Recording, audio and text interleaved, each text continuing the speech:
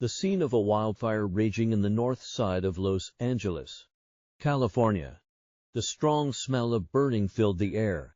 It felt like a war zone, as if there had just been an air raid.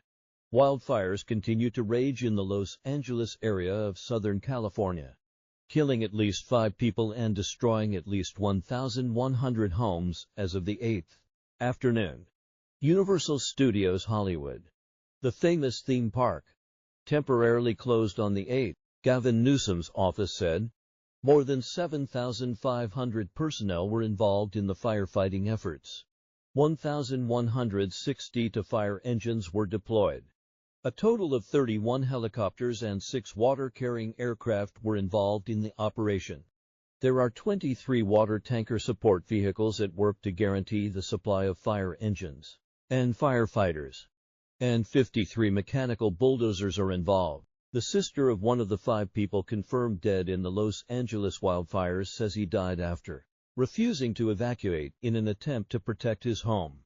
Victor Shaw, 66, refused to comply with a request from firefighters in the Altadena area of Los Angeles County to evacuate.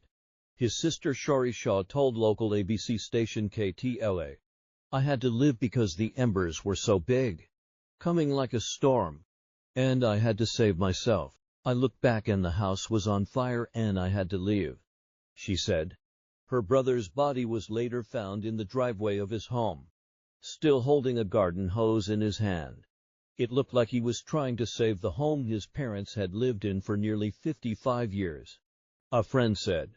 According to the statistics updated by the California Department of Forestry and Fire Protection on January 6, there were 35 wildfires in California in just 6 days of the new year. Local officials say the disaster has killed at least 5 people and injured several others. Experts say high winds and drought are the main factors driving the fires in Southern California. But climate change is altering those background conditions and increasing the likelihood of fires. Lyndon Pronto, an expert at the European Forest Institute, told the media that it is not surprising that California has a wildfire season all year round. But wildfires of such a destructive scale are not common in January. Since the 1980s, the amount of fire supporting vegetation in California has doubled a year. So the wildfire season is getting longer. And then, of course, there's the worsening drought. Over the past few decades, this has become a reason for the increasing number of wildfires in California. Warmer, drier winters were followed by hotter, drier summers. You end up seeing this compounding effect in California. Both December and January, months of the year that were previously less prone to wildfires, saw more extreme wildfires. California has a Mediterranean climate with mild and rainy winters at the beginning of the year, and high temperatures and dry summers in the middle of the year.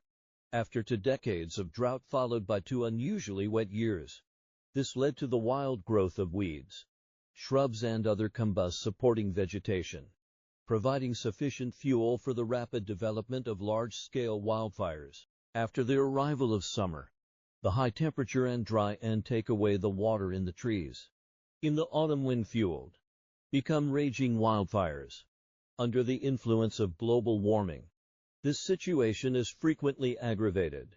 California also has special Santa Ana winds. The Santa Ana winds are the fall and winter monsoons in the Southern California valleys that blow from the desert inland of Southern California toward the Pacific coast. Winds often reach 80 to 120 km/h, while humidity is below 10%. Therefore, the Santa Ana winds are extremely dry and prone to wildfires, and are called devil winds by locals. When this wind is rampant, it is the season of high incidence of mountain fires. In California, wind speeds and terrain made the situation worse, with fires burning harder and moving faster through steep terrain. Wildfires usually occur at higher elevations in the mountains, but the recent wildfires, driven by unusually strong winds and terrain, have spread rapidly into valleys and residential areas. U.S. President Joe Biden has canceled a planned trip to Italy from September 9 to 12 so He can direct the federal government's response to the California wildfires. The good news is that I became a great-grandfather today, and I will remember this day for many reasons.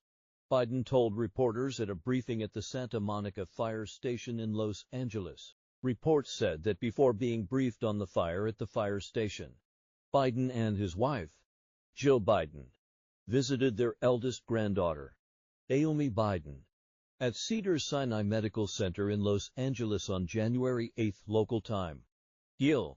Later in the day, she posted a photo on social media of her and Biden holding their great-grandchildren.